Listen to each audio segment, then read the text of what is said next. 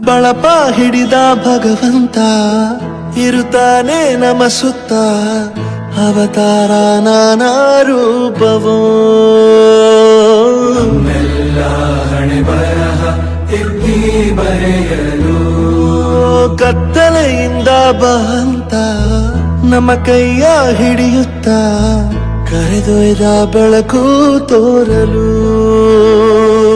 ಭಯವಾಗಿ ಗದರೋದು ನಮ್ಮ ಬೆಳೆಸಲು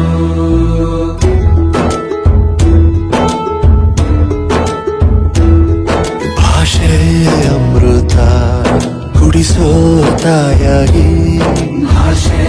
ಅಮೃತ ಕುಡಿಸೋ ತಾಯಾಗಿ ಭವಿಷ್ಯ ಬರೆವಂತ ತಂದೆನೂ ಆಗಿ ತಂದೆನೂ ಆಗಿ